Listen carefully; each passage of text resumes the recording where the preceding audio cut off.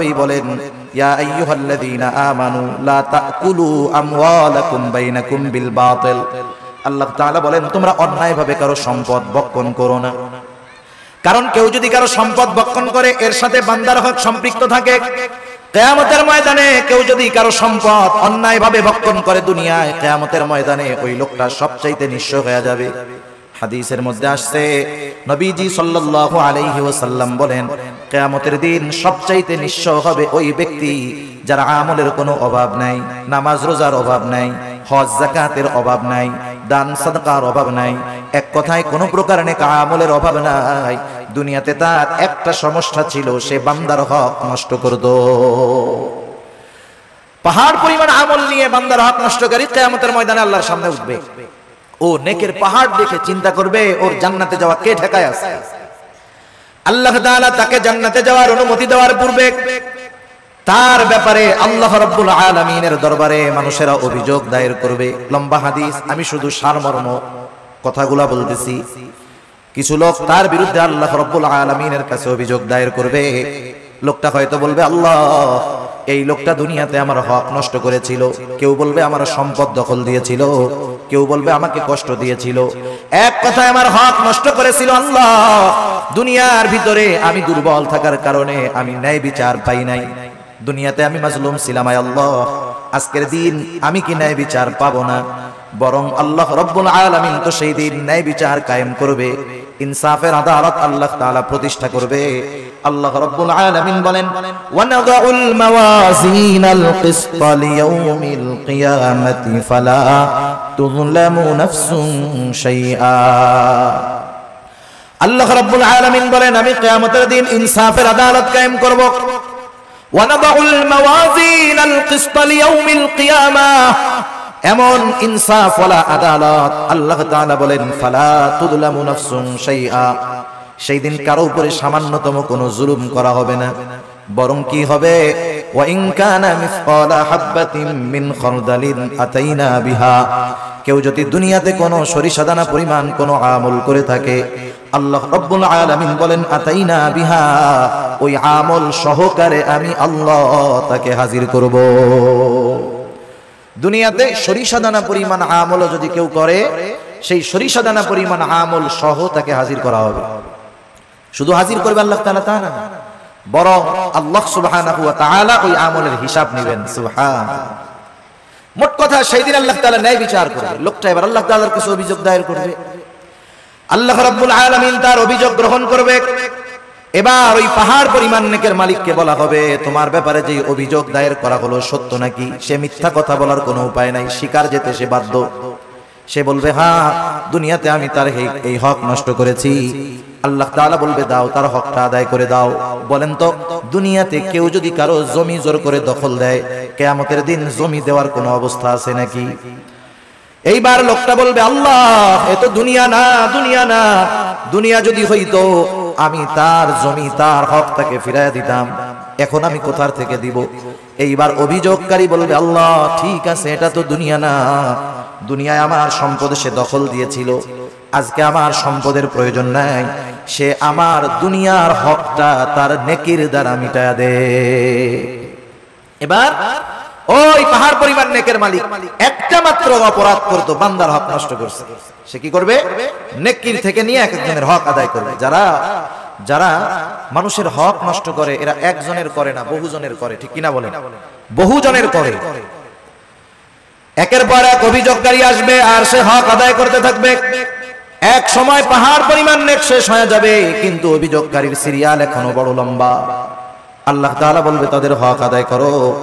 লোকটা বলবে, আল্লাহ, মানুষের হক আদায় করতে করতে আমার সব নেকি শেষ হয়ে গেছে। এইবার অভিযোগকারীরা বলবে, আল্লাহ, তার নেকি নাই, তাতে কি, আমাদের গুনাহগুলা নিয়ে আমাদের হক আদায় করে দি। এইবার সে মানুষের হক আদায় করতে করতে পাহাড় পরিমাণ গুনার মালিক হয়ে যাবে। রাসূলুল্লাহ সাল্লাল্লাহু আলাইহি ওয়াসাল্লাম বলেন, কিয়ামতের ময়দানে ওই লোকটার মতো নিঃস্ব আর কেউ নাই, যে দুনিয়াতে তার আমলের কোনো অভাব ছিল না, কিন্তু সে বান্দার হক নষ্ট করার কারণে কিয়ামতের দিন সব নেক অন্যকে দিয়ে দিতে হবে, আর সে তার নেকের বদলে গুনার পাহাড়ের মালিক হয়ে যাবে। ইয়াতিমের হক যারা নষ্ট করে সাধারণত ভাবে এক নম্বরে তারা মানুষের হক নষ্টকারী হয়। ইয়াতিমের সম্পদটা আরো জঘন্য। আল্লাহ তাআলা কোরআনুল কারীমের মধ্যে বলেন, ইন্নাল্লাযীনা ইয়াকুলুনা আমওয়ালাল ইয়াতামা যুলমা ইন্নামা ইয়াকুলুনা ফি বুতুনিহিম নারা। আল্লাহ রাব্বুল আলামিন বলেন, নিশ্চয়ই যারা অন্যায়ভাবে ইয়াতিমের সম্পদ ভক্ষণ করে, ইন্নামা ইয়াকুলুনা ফি বুতুনিহিম নারা, সে কেমন যেন আগুনের দ্বারা তার পেটকে ভরপুর করে। আপনারা একটু জবাব দিবেন, বলেন তো আগুনের স্থান জান্নাত নাকি জাহান্নাম? নিঃসন্দেহে জাহান্নাম। আল্লাহ তাআলা বলেন, ওয়াসায়াসলাউনা সাঈরা, অচিরেই তাকে জাহান্নামের মধ্যে নিক্ষেপ করা হবে। সেজন্য ইয়াতিমের অসম্মান মানে ইয়াতিমের সম্পদ দখল দেওয়া, ইয়াতিমের সম্পদ ভক্ষণ করা। 2 নাম্বার ইয়াতিমের সম্মান করা, অর্থাৎ তার সাথে সদাচরণ করা, ভালো ব্যবহার করা। অনেক সময় আমাদের অনেকের ঘরে ইয়াতিম বাচ্চা থাকে, নিজের আত্মীয় স্বজন। অনেক সময় এমন হয় আপন চাচার ঘরে ভাইয়ের ছেলে ইয়াতিম, মা বাবা মারা গেছে, ছোট বাচ্চা ইয়াতিম। আপন চাচা ওই ইয়াতিমের সাথে খারাপ আচরণ করে, খারাপ ব্যবহার করে। বরং ছলে বলে কলে কৌশলে সে যদি পারে, একজনের সম্পদ আছে ইয়াতিম, সে সম্পদের মুখাপেক্ষী না, কিন্তু তার তো মা বাবা নাই, সে একটু স্নেহ মোহাব্বত ভালোবাসার মুখাপেক্ষী, ঠিক কিনা বলেন? ইয়াতিম হইলেই যে তারে খাওয়াইতে হয় সব বিষয়টা এমন না। বরং সমাজে অনেক ধনী ইয়াতিম আছে, সে একটু মানুষের ভালো আচরণ, একটু মোহাব্বত ভালোবাসার আশা করে। তার সাথে যদি কেউ খারাপ আচরণ করে, ইয়াতিম বাচ্চার অন্তরের মধ্যে আঘাত লাগে। আরে আমার আব্বু যদি বেঁচে থাকতো তাইলে আমার সাথে কেউ এমন খারাপ আচরণ করতো না। আমার আম্মু যদি বেঁচে থাকতো তাহলে আমার আম্মু ওই আমার আরেক ভাইয়ের আম্মুর মতো আমাকেও মহব্বত করতো। এই ব্যথাগুলা অনেক ইয়াতিমের অন্তরে থাকে, যদিও সে সম্পদওয়ালা। সেজন্য ইয়াতিম ধনী হোক আর গরীব হোক, আমাদের উচিত ইয়াতিমদের সাথে সদাচরণ করা, স্নেহময় ব্যবহার করা। আর যদি ইয়াতিম গরীব হয়, তাকে খাদ্য সহায়তা দিয়ে সাহায্য করা। আমার আপনার যদি অ্যাবিলিটি থাকে, আমি আপনি যদি কোনো ইয়াতিমের অভিভাবক হতে পারি, তার পোশাক, লেখাপড়া, খাবার দাবার, মৌলিক চাহিদা পূরণের ব্যবস্থা করতে পারি, একজন ইয়াতিমের অভিভাবকত্ব যদি আমি গ্রহণ করতে পারি, অসম্ভব নয়। আপনি 5 জন 7 জন মানুষকে চালান, এর সাথে আরেকজন মানুষকে তার মৌলিক চাহিদা পূরণের জন্য সাথে রাখলে সেটা অসম্ভব নয়। কেউ যদি কোনো ইয়াতিমের দায়িত্বভার গ্রহণ করতে পারে, ইয়াতিমকে লেখাপড়া শেখাতে পারে, ইয়াতিমের অভিভাবক হতে পারে, নবীজি সাল্লাল্লাহু আলাইহি ওয়াসাল্লাম বলেন, আনা ওয়া কাফিলুল ইয়াতিম কাহাতাইনি ফিল জান্নাহ। নবীজি সাল্লাল্লাহু আলাইহি ওয়াসাল্লাম বলেন, আমি আর ইয়াতিমের অভিভাবক জান্নাতের মধ্যে এমন করে পাশাপাশি অবস্থান করব। 2 আঙ্গুলের ইশারা দিয়ে নবীজি বুঝায়া দিলেন, এই 2টা আঙ্গুল যেমন পাশাপাশি অবস্থান করে, ইয়াতিমের অভিভাবক আর নবীজি সাল্লাল্লাহু আলাইহি ওয়াসাল্লাম এমন ভাবে পাশাপাশি অবস্থান করবে। তাহলে ইয়াতিমের সম্মানের তৃতীয় অর্থ যে যদি পারা যায় তাহলে ইয়াতিমের অভিভাবকত্বের দায়িত্ব গ্রহণ করা। আপনি আমি পুরাটা পারি না, মাসে 500 টাকা দিয়ে একটা ইয়াতিমের খরচ বহন করতে পারি, বছরে 1000 টাকা দিয়ে পারি, যেটা আমি শুধুমাত্র ইয়াতিমদের জন্য দিলাম। আবার দেখেন, একদিন এক সাহাবী রাসূলুল্লাহ সাল্লাল্লাহু আলাইহি ওয়াসাল্লামের কাছে আসছে, আসার পরে বলতেছে, ইয়া রাসূলুল্লাহ, আমার হৃদয়টা বড় কঠোর, হৃদয়টা বড় শক্ত, আমি আমার এই শক্ত হৃদয়টাকে কেমন করে নরম বানাতে পারি, আমাকে একটু আমল শিখায় দেন।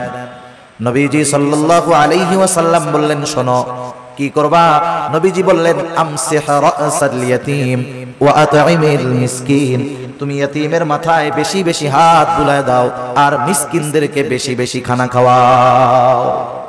ইয়াতীমের মাথায় হাত বুলায় দিলে মানুষের অন্তর কোমল হয়, নরম হয়। শক্ত হৃদয়, কঠিন হৃদয় নরম হয়ে যায়। সাহাবায়ে কেরাম তারা এসে বলতেছে, নবীজি আমাদের অন্তর নরম হয়ে গেছে, একটু আমল বলে দেন যেটা করলে দিলটা নরম হবে। নবীজি কি বললেন? ইয়াতীমের মাথায় হাত বুলায় দাও।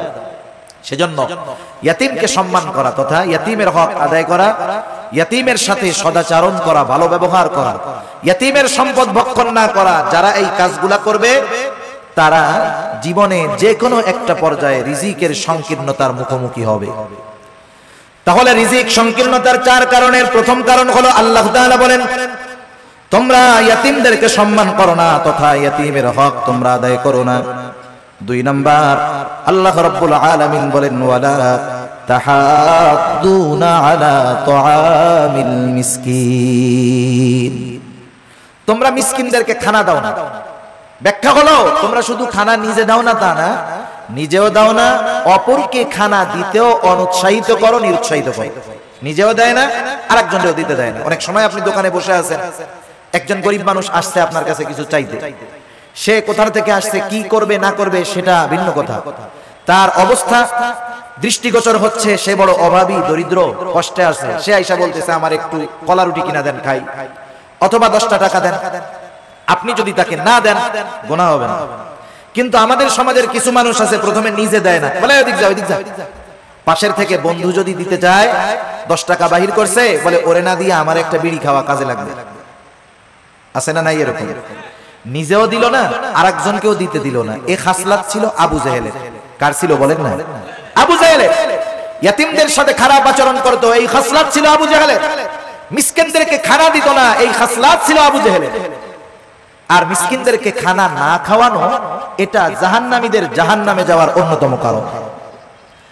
যখন জান্নাতি ও জাহান্নামীদের মধ্যে কথোপকথন হবে, জান্নাতীরা জাহান্নামীদেরকে জিজ্ঞাসা করবে, মা সালাকাকুম ফি সাকার, কোন জিনিস তোমাদেরকে জাহান্নামের মধ্যে আনলো? এইবার জাহান্নামীরা বলবে, ক্বালু লাম নাকু মিনাল মুসাল্লিন ওয়া লাম নাকু নুতঈমুল মিসকিন। জাহান্নামীরা জাহান্নামে যাওয়ার যেই কারণগুলো বর্ণনা করবে কোরআনুল কারীমের মধ্যে আল্লাহ তাআলা জানায় দিয়েছেন। এখন প্রশ্ন হইতে পারে, সময় তো কম, প্রশ্ন হতে পারে যে জান্নাত জাহান্নাম কিছুই তো হইল না, তাইলে জান্নাতীরা প্রশ্ন করলো, জাহান্নামীরা জবাব দিল কেমনে? বুঝেন নাই কথা? সময়টা 3 ভাগে বিভক্ত। সময় কয় ভাগে বিভক্ত? একটা অতীত, একটা বর্তমান, আর একটা কি ভবিষ্যৎ। এটা মানুষের কাছে, আমাদের কাছে সময় 3 ভাগে বিভক্ত, অতীত, বর্তমান, ভবিষ্যৎ।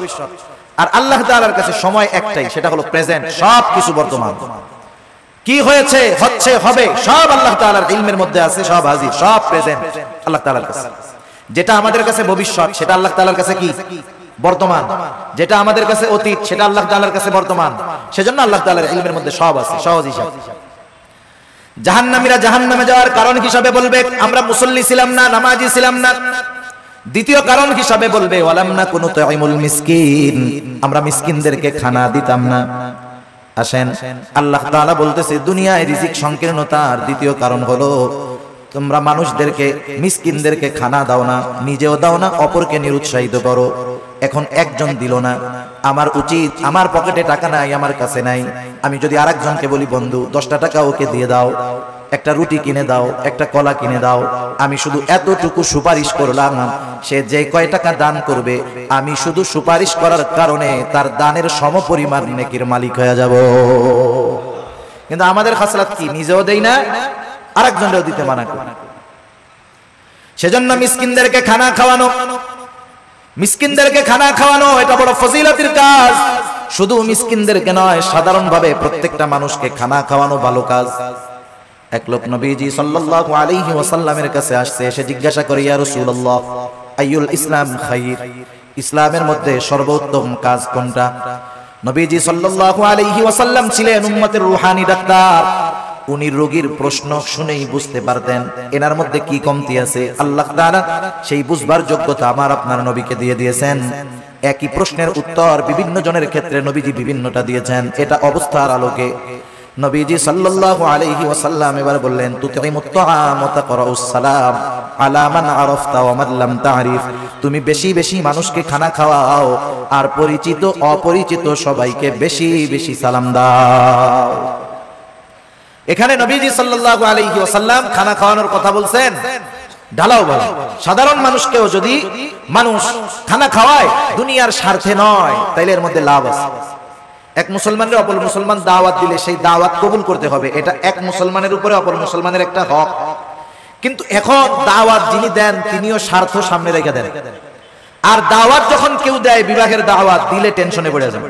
ওনার বেতন মাসে 20,000, 4 শুক্রবার 5টা শুক্রবারে যদি 5টা বিয়ার দাওয়াত আসে, কাম শেষ, সংসার আর চলবে না। যারা দাওয়াত দেয় ওই আশাই দেয় যে অমুকরে দাওয়াত দিলে 5,000 টাকা দিব না। এই ধরনের দাওয়াত দিয়ে যারা দুনিয়ার প্রত্যাশী, দুনিয়ার বিনিময়ে খাবার দিতে চায়, এদের খানা খাওয়ানোর মধ্যে কোনো ফজিলত নাই। বরং খানা খাওয়াইতে হবে একমাত্র আল্লাহ তাআলার জন্য। আল্লাহ রাব্বুল আলামিন বলেন এক শ্রেণীর বান্দা তাদের অবস্থা কি, তারা মানুষদেরকে খানা খাওয়ায় কি জন্য? তারা বলে ইন্নামা নুতঈমুকুম লিওয়াজহিল্লাহ লা নুরিদু মিনকুম জাযাআও ওয়ালা শুকুরা। তারা বলে ইন্নামা নুতঈমুকুম লিওয়াজহিল্লাহ, আমরা তোমাদেরকে খানা খাওয়াইছি একমাত্র কার জন্য? আল্লাহ তাআলার জন্য। আপনি একজনকে দাওয়াত দিয়ে খাওয়াচ্ছেন, এটা আল্লাহর জন্য খাওয়া, এই খাওয়ানোর মধ্যে নেকি হবে। লা নুরিদু মিনকুম জাযাআ, তোমাদেরকে খানা খাওয়াইছি আল্লাহ তাআলার জন্য। লা নুরিদু মিনকুম জাযাআ, আমরা তোমাদের কাছে কোনো প্রতিদান চাই না, কিন্তু আমরা খাওয়াইয়া টেবিল একটা বিছায়া রাখি। আসেনি আপনাদের এলাকায়? টেবিল বিছানোর দ্বারাই বোঝা যায় ভিক্ষা চাইতেছে। এই ভিক্ষামূলক কাজটা বাদ দিয়েন। কেউ যদি দিতে চায় আলাদাভাবে দিবে, কেউ যদি না দিতে চায় দরকার নাই। এই গুণটা আমাদের মধ্যে হওয়ার দরকার। আমরা বলবো ইন্নামা নুতঈমুকুম লিওয়াজহিল্লাহ, তোমাদেরকে আমরা আল্লাহর জন্য খানা খাওয়াইছি, সুতরাং তোমাদের কাছে আমরা কোনো প্রতিদান চাই না। লা নুরিদু মিনকুম জাযাআ, তোমাদের কাছে কোনো প্রতিদান তো চাই না, ওয়ালা শুকুরা, এই খাবার খাইয়া আমাদেরকে ধন্যবাদও দেওয়ার দরকার নাই। এই রকম খাবার যদি আমরা কাউকে খাওয়াইতে পারি, ওই খাওয়ানোর মধ্যে ফজিলত আছে, নেকি আছে। আর যদি টেবিল পাইতা বৈশা থাকি, এটা ভিক্ষুকের মতো কর্মকাণ্ড। আর খাওয়াইলাম আবার টাকাও চাইলাম। যাই হোক, রাসূলুল্লাহ সাল্লাল্লাহু আলাইহি ওয়াসাল্লাম খানা খাওয়ানোর ফজিলতের কথা বলছেন। আর যদি সে একজন দুস্থ হয়, অসহায় হয়, মিসকিন হয়, তাকে যদি খানা খাওয়ানো হয় কতটা খুশি হবে। এই জন্য মিসকিন অসহায় যারা আছে এদেরকে আমরা খানা খাওয়াবো। আমার পরিবার প্রতিবেশী যদি কেউ থাকে, আত্মীয় স্বজন যদি কেউ থাকে, তাদেরকেও মাঝে মধ্যে খাওয়াবো। আমার সম্পদ আছে, টাকা আছে, আমার হয়তো গোশত খাইতে খাইতে আর ভালো লাগে না, কিন্তু আমার অনেক প্রতিবেশী আছে যার গোশতর ঘ্রাণ তো 1 মাস ব্যাপী শুকতে পারে না, আছে না নাই?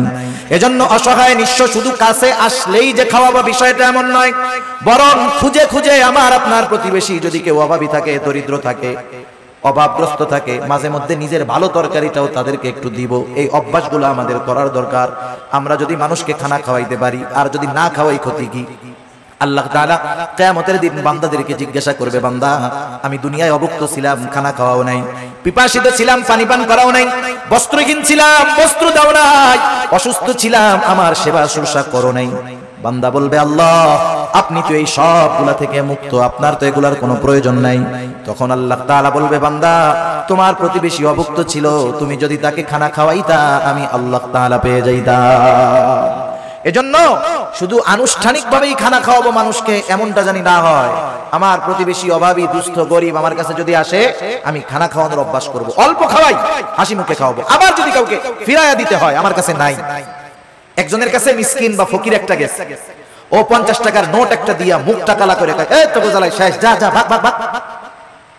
টাকা দিছে কত? 50 টাকা। আমরা তো ফকির মিসকিনদেরকে দেওয়ার সময় 2 টাকার নোটটা খুঁজি, তাও আবার ছেড়াটা। সে দিছে 50 টাকা। আচরণটা করছে খারাপ। পাশের আরেকজন 1 টাকাও দেয় নাই, কিন্তু আচরণটা সুন্দর করছে। বলতেছে, ভাই তুমি তো আসলা, আমার কাছে তো এখন নাই, যদি এই পথে পরে আসো তুমি আবার আমার সাথে দেখা করার চেষ্টা করবে, ইনশাআল্লাহ আমি তোমাকে দিব। এখন বলেন তো, এই যে মিসকিন অসহায় 50 টাকা দেনেওয়ালার ব্যবহারে খুশি হবে, নাকি যে দেয় নাই তার ব্যবহারে খুশি হবে? সেজন্য উত্তম ব্যবহারটাও সাদকা। আমরা যদি কখনো কাউকে খাওয়াতে পারি না পারি, দিতে না পারি, খারাপ আচরণ করব না, ধমক দিব না, এই অভ্যাসটাও আমাদের করার দরকার। যাই হোক, আলোচনা লম্বা হচ্ছে, অন্যদিকে চলে যায়।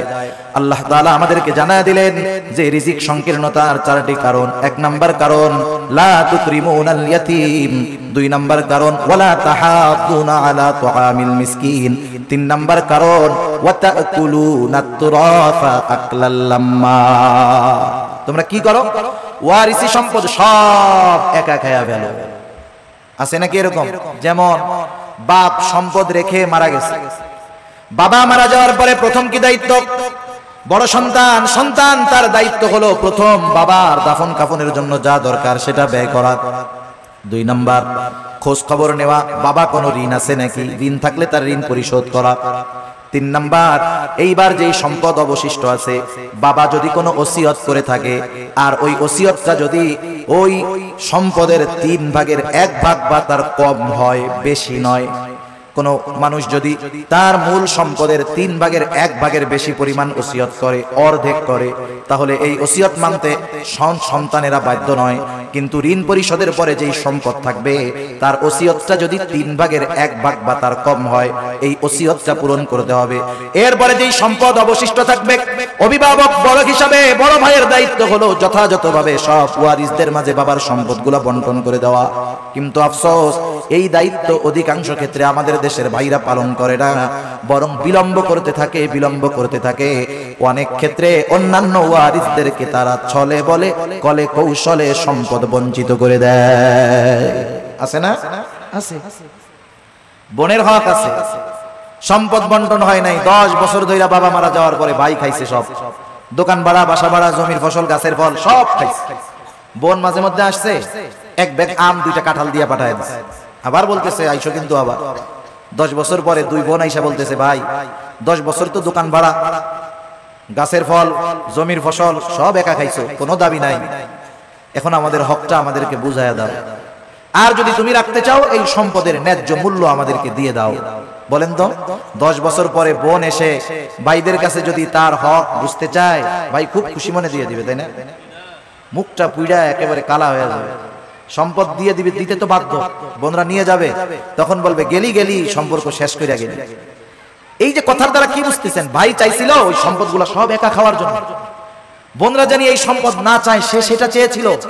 এই ধরনের চাহিদা আমাদের কারো মধ্যে যদি থাকে, যদি চিন্তা করি যে আমি 1 ভাই 5টা বোন আছে, সম্পদ যদি বন্টন হয়ে যায় আমার সম্পদে কমতি পড়ে যাবে, আমার সন্তানেরা সম্পদ কম ভাগে পাবে, ও যদি চিন্তা করে ওই সম্পদ তার সম্পদে প্রবৃদ্ধি দিবে, ভুল। বরং আল্লাহ তাআলা এমন বিমার দিবে সব সম্পদ শেষ হয়ে যাবে। ঠিক কিনা বলেন?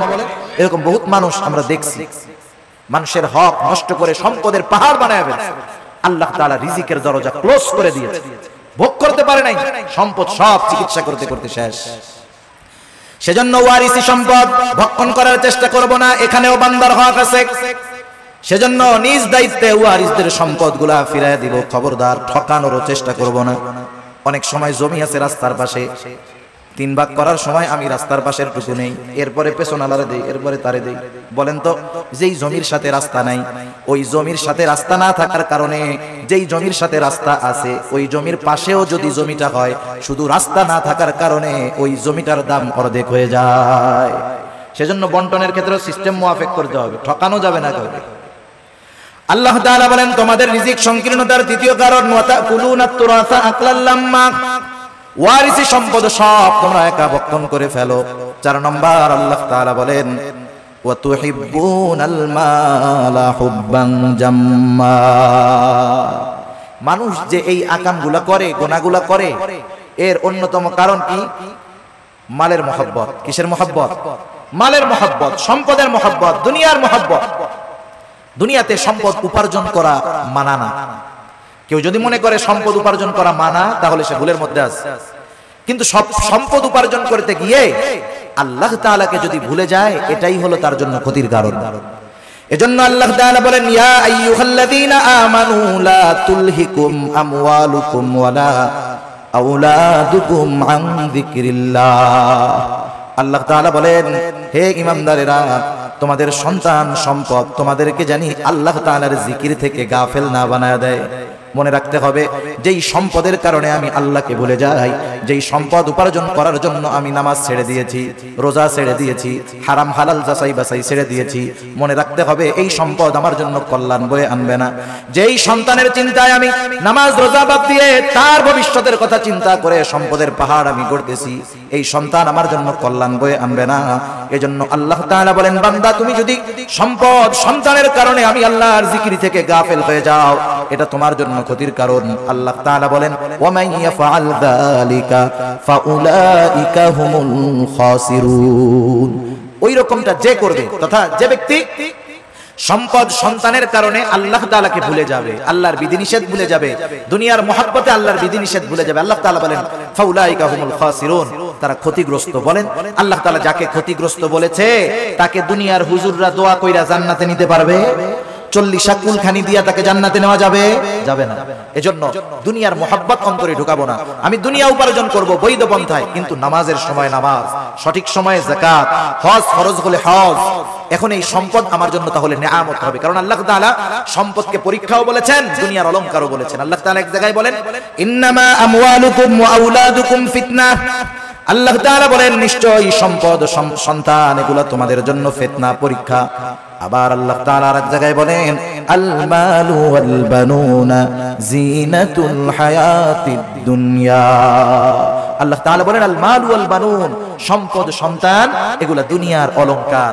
দুনিয়াতে যার সম্পদ নাই, সন্তান নাই, সে কেমন নিঃস্ব নিঃস্ব ভাব। কিন্তু যার সম্পদ আছে, সন্তান আছে, সাথে সাথে সে যদি দ্বীনের উপরে চলে, সে তো একজন সফল ব্যক্তি। সে সম্পদওয়ালা, মালদার, তবে দ্বীনদার। আর কিছু মানুষ আছে মালদার তবে দুনিয়াদার। আল্লাহ তাআলা আমাদের সবাইকে মালদার দ্বীনদার হওয়ার তৌফিক দান করুক, সকলে বলি আমিন। দুনিয়ার মোহাব্বত অন্তরে জানি না ঢোকে। দুনিয়া উপার্জন করতে হবে কেমনে? ওই যে কবি মেসাল দেন, উদাহরণ দেন, যে নৌকা চলার জন্য পানির প্রয়োজন, পানি বিহীন নৌকা চলে না। কিন্তু ওই পানি যদি নৌকার ভিতরে ঢুকে যায়, তাহলে নৌকা ধ্বংস হয়ে যায়। নৌকা চলার জন্য পানির যেমন প্রয়োজন, দুনিয়াতে চলার জন্য সম্পদের তেমনি প্রয়োজন। নৌকার মধ্যে পানি ঢুকে গেলে যেমন নৌকা ধ্বংসের কারণ, মানুষ যদি দুনিয়া উপার্জন করতে গিয়ে আল্লাহকে ভুলে যায়, এটা তার জন্য ধ্বংসের কারণ। সেজন্য আমরা যদি চাই আমাদের রিজিকের মধ্যে প্রশস্ততা থাকুক, রিজিকের মধ্যে সংকীর্ণতা থাকুক, তাহলে আমাদের কি করণীয়? এক নাম্বার, আমরা ইয়াতিমদের সাথে সদাচরণ করব, ইয়াতিমদের হক আদায় করব। 2 নাম্বার, মিসকিন অসহায় নিঃস্বদেরকে খাবারের ব্যবস্থা করব যতটুকু নিজে পারি সামর্থ্য অনুযায়ী। 3 নাম্বার, ওয়ারিসি সম্পদ কারোটা যদি আমার মধ্যে থাকে, নিজ দায়িত্বে তাকে ফেরত দিয়ে দিব। 4 নাম্বার, সম্পদ উপার্জন করব, তবে দ্বীনকে বাদ দিয়ে নয়। সম্পদের মহব্বতে আমি দ্বীনকে বাদ দিব না, বরং সম্পদ উপার্জন করব দ্বীনকে ঠিক রেখে। যদি এই 4 কাজ করতে পারি, ইনশাআল্লাহ আল্লাহ তাআলা আমাদের রিজিকের মধ্যে সংকীর্ণতা দিবেন না। দুনিয়াতে রিজিক সংকীর্ণতার পরীক্ষায় হয়তো আমাদেরকে পড়তে হবে না। আল্লাহ সুবহানাহু ওয়া তাআলা যে কথাগুলো হলো, আমাদের সবাইকে কথা অনুযায়ী আমল করবার তৌফিক দান করুক, সবাই বলি আমিন। ওয়া আখিরু দাওয়ানা আলহামদুলিল্লাহি রাব্বিল আলামিন। আমাল ইনসানু ইযা